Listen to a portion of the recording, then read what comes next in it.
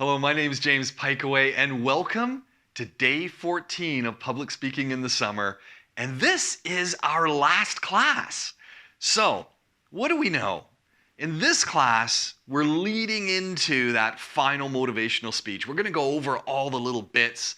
But what becomes really fun, and you're going to want to take a look at the notes, is I asked my students to do a 60-second motivational on an image. The images are there. Take a look. And you might say, why?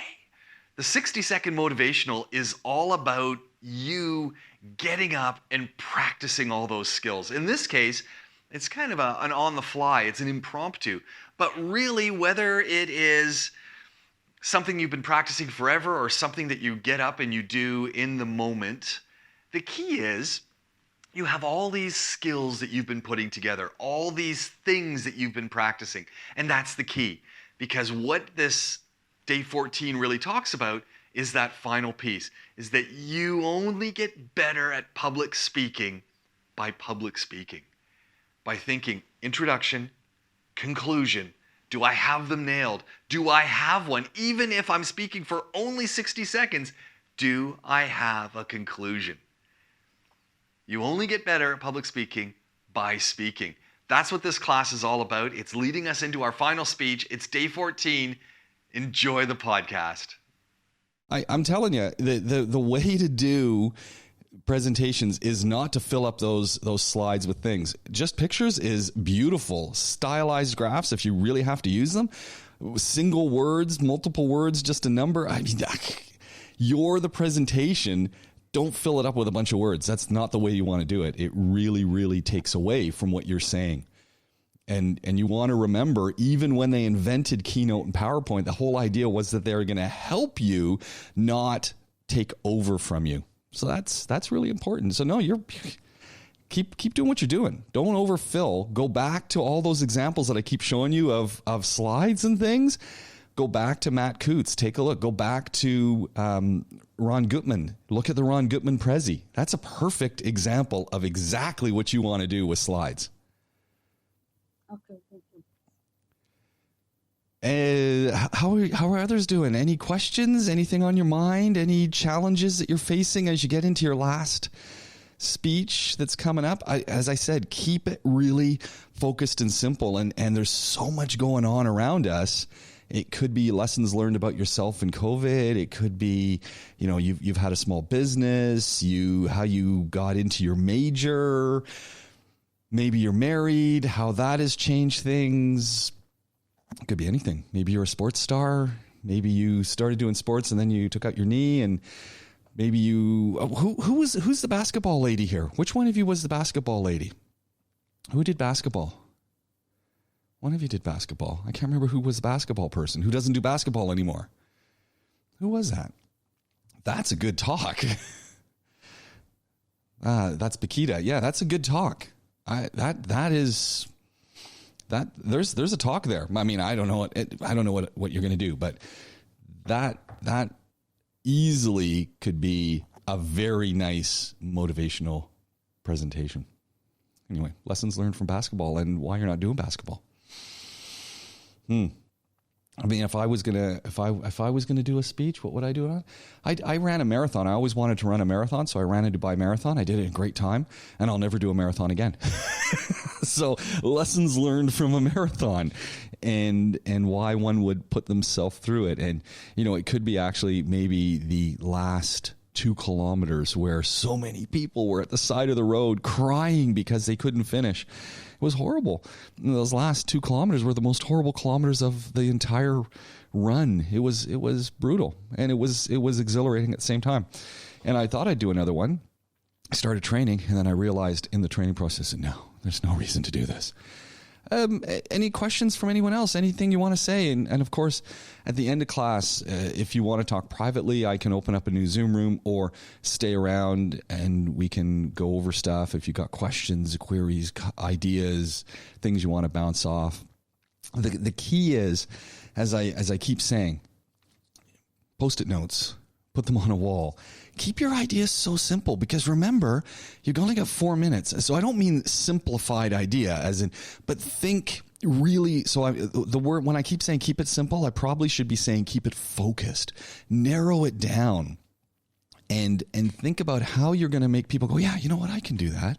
Yeah, that's a great example. Yeah, she's got a great example. And you want people to be listening to you going, you know what, I'm going to give that a try. If it can work for Asma, it can work for me. If it can work for Maha, it can work for me. I think that becomes that really big challenge. Really, really quickly, let's take a little look here. Really quickly, remember last class, and I'm sure you've all gone over your stuff. So we had some really nice material up last class, and so another example, by the way, of a great slide presentation is not Elizabeth Gilbert, because she doesn't use any slides. Sarah Kay, did she use slides? I don't think she does. No. But Reeves uses slides, and he uses video, and he uses audio, and he uses it masterfully. So if you're putting together a slide deck and you're working on your slide deck for a talk, Reeves, that's the one to take a look at if you want another example. It just works. And that, to me, is the way we should all be using our slide decks when we're doing presentations. Now, the other piece that we have there, remember, there's the reading that we want to be taking a look at, and it's sort of your last sort of blast on what you're looking at. This was put in the notes last class. It's the reading on delivery of speeches, and it's a nice kind of capsulation, a nice end product, capstone in a sense, of what we've been doing in the class and how it all comes together. And I think it's really kind of important to think about, okay, when we talk about methods of delivery, that's how are we talking? And so you want to be thinking, how are you delivering your speech? And is it literally sort of the manuscript style, which is not acceptable? Not for what you're doing, but it is a type of speech that a lot of people use. The speech is written and the speaker reads it word for word to the audience.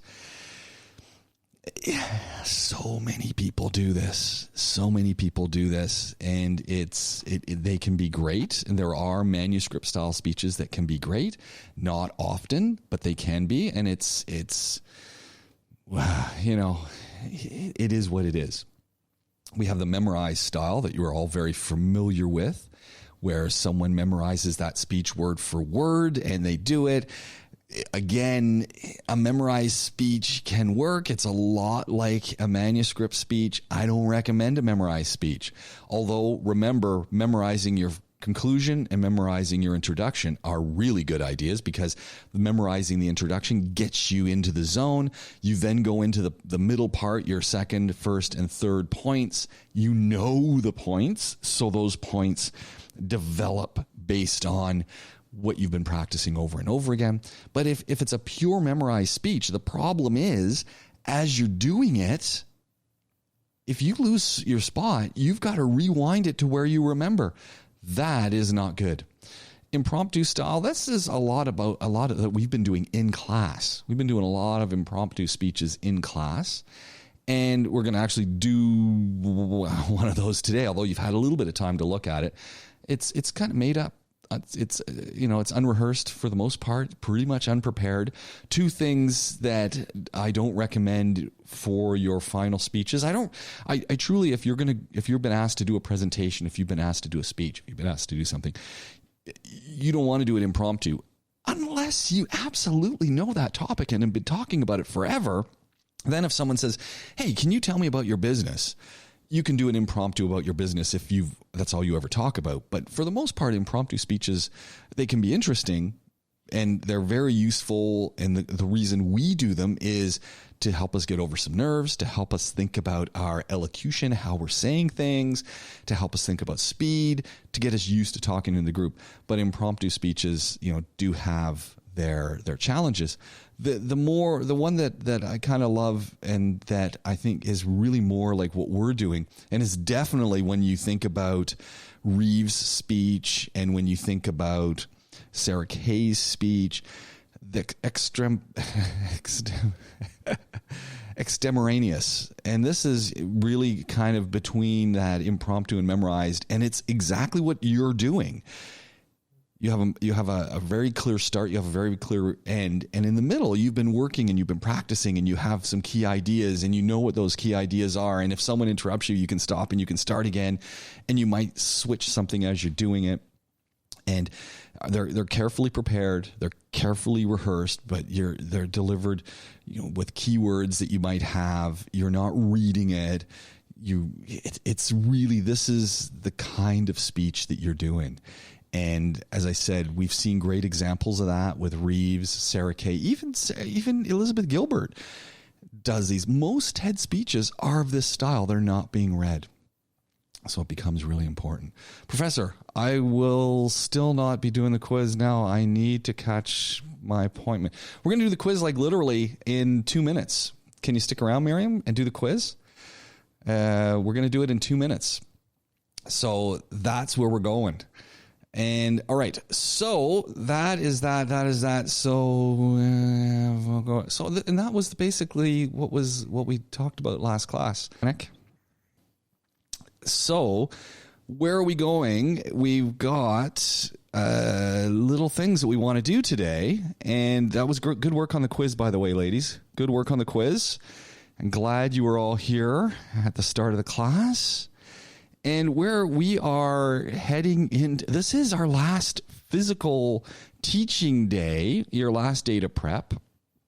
And this is a great day. We're gonna be doing a 60-second presentation. You're gonna be doing 60-second presentations. And I'm sure you all took a look at what you're doing your presentation on. And that's there's a number of images that I've put up, and I've put your names on them so that you can see what it is you're talking about and what you're talking based on, and all of you have an opportunity to see what everyone will be talking about. The goal of this exercise is really simple. You're thinking about the beginning and the end, so you want a clear conclusion. You're also thinking about a little bit about organization. You're really thinking about your voice. You're thinking about the fact that you are talking with us, that you're putting some emotion into what you're saying, that you're sharing an idea. You're practicing your craft of what you're going to be doing for us in your last speech, which is, remember, this is it. Your last speech is coming up. 4 minutes. It's a motivational speech, beginning, 3 basic points that are all linked together. You transition them through, remind us where we're going, tell us a story, drag us there, explain to us what we need to know. And the nice crescendo in a conclusion where you bring it all together and you let us know what it was all about. Everything we've been doing for the last 5 weeks, this whole 5-week thing comes together in your final speech. And I've been looking at your work. Your work is great. You're asking great questions. It's really important, and I can't stress this enough. And if you follow anything that I write about public speaking and anything that I've been saying, you only get better at public speaking by speaking. That's why we constantly do these impromptu exercises. 1, it helps with nerves. 2, it helps you to start thinking about how the pieces come together. 3, it forces you to think simplistically, so simplifying things down with very clear linkages to them so that your audience can understand them. Thinking about the delivery, getting you to think about all the pieces you're putting together as you encode the idea for it to be decoded. And that becomes really, really important. So what we want to do is we're gonna take a quick 5-minute refresh. So I'm going to turn everything off, and we're going to come back. But what I want us to do, and I want you to do, is if you haven't gone to Blackboard and turned on day 14, you want to, and see what you're going to be talking about. Any questions at this point before we get going? You have been listening to Public Speaking in the Summer with me, James Pikeway. This was day 14. Want to find out more about what we're doing, what I'm doing? www.jamesed.com, or follow me online at The James Cast. Hope you got something out of all this. Remember, at the end of the day, you only get better at public speaking by doing it. keep talking, keep working it. We'll talk to you again soon. My name's James Pikeway. This has been Public Speaking in the Summer.